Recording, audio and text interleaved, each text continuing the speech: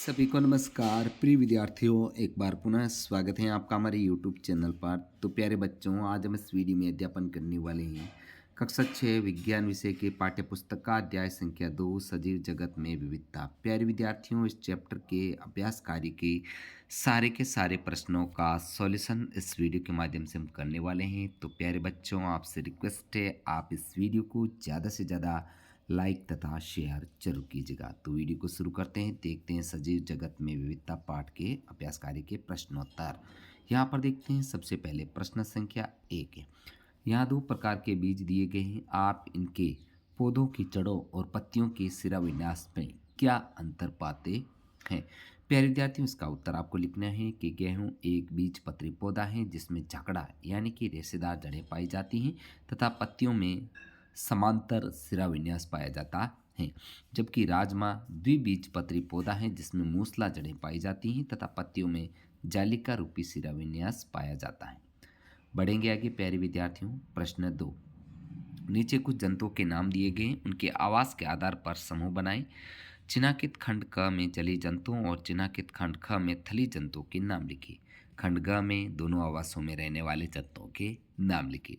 अब यहाँ पर जो नाम दे रखे हैं, जैसे घोड़ा, डॉल्फिन, मेंढक, भेड़, मगरमच्छ, गिलहरी, व्हेल, केंचुआ, कबूतर, कछुआ। तो इसका उत्तर आपको इस प्रकार करना है। सबसे पहले जो है समूह खंड क के जंतु कौन कौन से हैं, यहाँ पर डॉल्फिन और व्हेल। खंड ख के जंतु घोड़ा, भेड़, गिलहरी, केंचुआ और कबूतर। और खंड ग के जंतु जो मेंढक, मगरमच्छ और कछुआ। इस प्रकार प्यारे विद्यार्थियों, आपको इन जंतुओं का अलग अलग जो है डिवाइडेशन करना है। नेक्स्ट आगे बढ़ते हैं। प्रश्न 3, मनु की माँ एक शौक वाटिका यानी किचन गार्डन है। एक दिन वह मिट्टी की मूली उखाड़ रही थी। उन्होंने मनु को बताया कि मूली एक प्रकार की जड़ है। एक मूली को सावधानी पूर्वक देखें और लिखें कि वह किस प्रकार की जड़ है। मूली के पौधे की पत्तियों में आपको किस प्रकार का शिराविन्यास दिखाई देगा। तो प्यारे बच्चों, इसका उत्तर आपको लिखना है। मूली मूसला प्रकार की जड़ है, यानी कि मूली के पौधे की पत्तियों में हमें जालिकावत शिराविन्यास दिखाई देगा।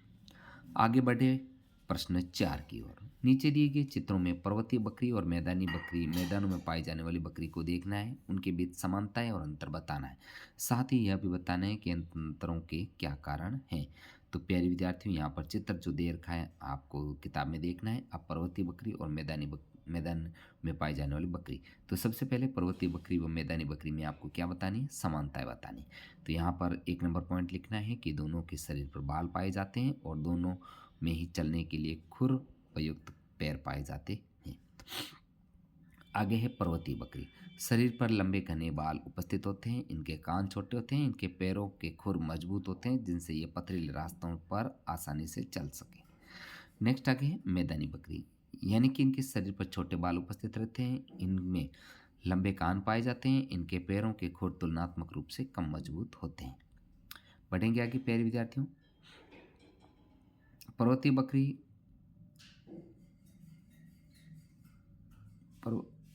पर्वतीय बकरी व मैदानी बकरी में इन अंतरों के कारण इनके आवासों में भिन्नता जो है पाई जाती है। अब बढ़ेंगे आगे प्रश्न संख्या 5 की ओर। पाठ में चर्चा की गई कि विशेषताओं के अतिरिक्त किसी अन्य विशेषता के आधार पर निम्नलिखित जंतुओं के 2 समूह बनाए, जैसे गाय, तिलचट्टा, कबूतर को चमगादड़, व्हेल, कछुआ, मछली, टिड्डा, छिपकली। तो यहाँ पर जो है न उड़ने वाले जंतु गाय, व्हेल, कछुआ, मछली और छिपकली, और उड़ने वाले जंतु तिलचट्टा, कबूतर, चमगादड़ और टिड्डा। बढ़ेंगे आगे प्रश्न 6, जनसंख्या के बढ़ने और मनुष्य द्वारा अधिक सुविधाजनक जीवन जीने की चाह में विभिन्न आवश्यकताओं की पूर्ति के लिए वनों की कटाई की जा रही है। यह हमारे आसपास के परिवेश को कैसे प्रभावित कर सकता है, आपके विचार से हम इस चुनौती का निदान कैसे कर सकते हैं। तो प्यारे बच्चों, उत्तर लिखना है आपको कि जनसंख्या के बढ़ने और मनुष्य द्वारा अधिक सुविधाजनक जीवन की चाह में विभिन्न आवश्यकताओं की पूर्ति के लिए वनों की कटाई की जा रही है, जिससे हमारे आसपास के परिवेश में प्रदूषण बढ़ रहा है। इसके साथ ही वन्य प्राणियों के आवास, भोजन व अन्य संसाधनों में कमी होती जा रही है। इन सब का दुष्परिणाम व जैव विविधता में कमी के रूप में प्रकट हो रहा है। हम इस चुनौती का निदान निम्न प्रयासों से कर सकते हैं। तो सबसे पहले जनसंख्या वृद्धि को प्रभावी नियंत्रण विधियों द्वारा एक सीमा में रखने का प्रयास करना चाहिए, और दूसरा है जो वन संपदा का विवेकपूर्ण उपयोग किया जाना चाहिए।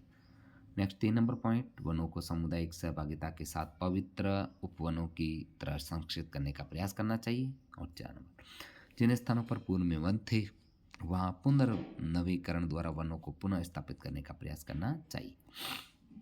आगे बढ़ेंगे प्यारे विद्यार्थियों, प्रश्न संख्या 7। फ्लो चार्ट का विश्लेषण करें। इसमें क और ख के कौन कौन से उदाहरण हो सकते हैं। तो यहाँ पर जो फ्लो चार्ट दे रखा है इनको आपको देखना है। जैसे यहाँ पर इसका आपको अच्छे से देखना है।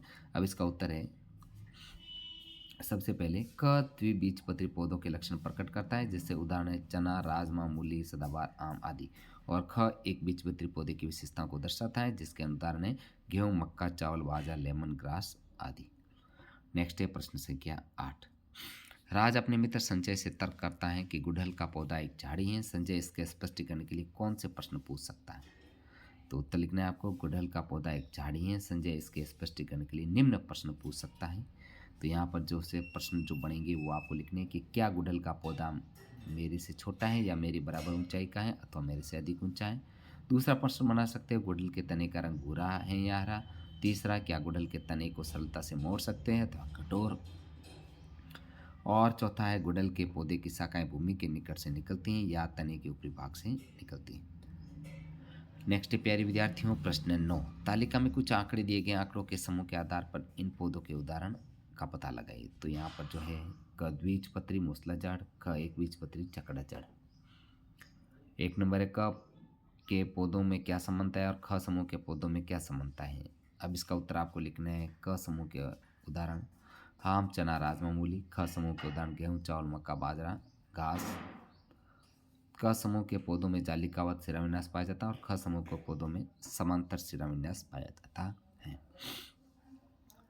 आगे बढ़ेंगे प्यारे विद्यार्थियों, प्रश्न संख्या 2। नीचे दिए गए चित्र में बत्तख के नामांकित भाग को देखें। बत्तख के पंजों को अन्य पक्षियों की तुलना में आपको क्या भिन्नता दिखाई देती है। बत्तख अपने इस भाग का उपयोग करके कौन सी गतिविधि में सक्षम होगी।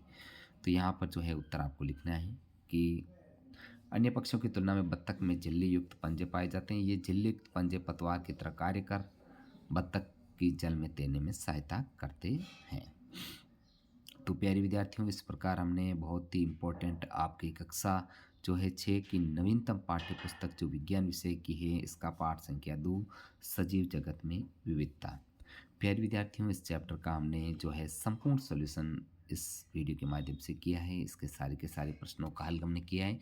साथियों, आपसे रिक्वेस्ट है आप इस वीडियो को ज़्यादा से ज़्यादा लाइक तथा शेयर जरूर कीजिएगा। और हाँ, अगर आपको हमारे चैनल पर सभी पाठों का सॉल्यूशन चाहिए तो हमारे चैनल की प्लेलिस्ट बनी हुई, वहाँ पर जाकर के सारे पाठों का सॉल्यूशन आप एक साथ भी कर सकते हैं। तो प्यारे विद्यार्थियों, मिलते हैं नेक्स्ट जो है नए चैप्टर के साथ में। वीडियो देखने के लिए आपका दिल से धन्यवाद।